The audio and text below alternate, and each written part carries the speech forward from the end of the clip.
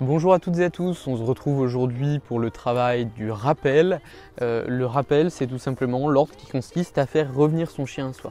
Alors aujourd'hui, on va voir le rappel simple, juste pour que le chien se rapproche de nous.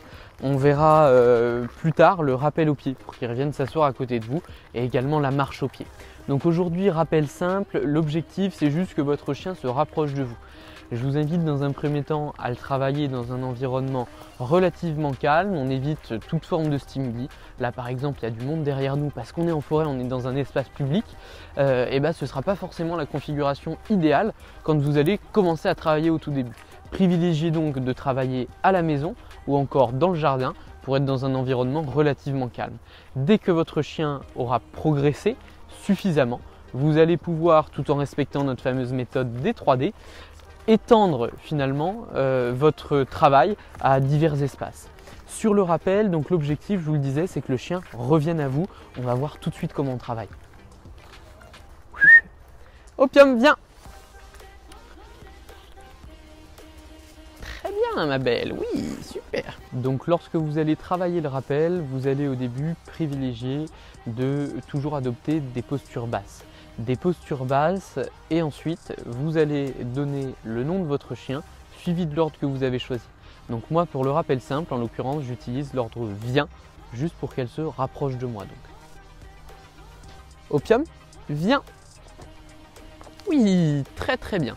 Bien évidemment, dès que le chien obéit, on récompense, on renforce le comportement. Comment je l'ai renforcé en l'occurrence? Eh bien avec 3 renforçateurs, 3 modes de récompense en l'occurrence.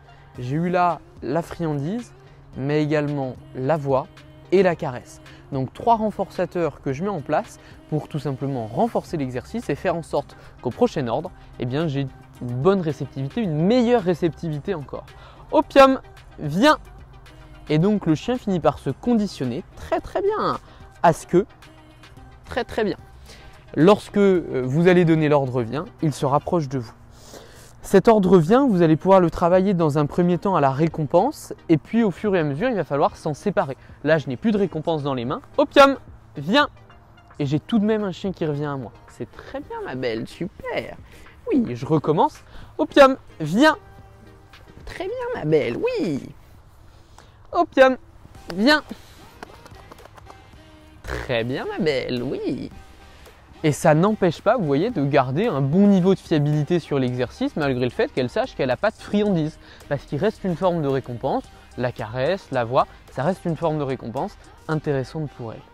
Une fois que vous avez travaillé ça dans un environnement calme, vous allez bien évidemment chercher à diversifier l'environnement. Donc vous sortez en extérieur et puis vous travaillez dans des environnements où il n'y a pas trop de monde au début. Et plus ça va aller, plus on va chercher à amener ces exercices dans des environnements où il y a du monde. Bref, on gère tout ça de façon progressive avec notre fameuse méthode des 3D. N'hésitez pas à aller vous y référer si vous ne savez pas en quoi ça consiste, puisque c'est vraiment la méthode de base pour gérer l'éducation de façon progressive et gérer tout ça correctement. Je vous dis à très bientôt pour de prochaines vidéos.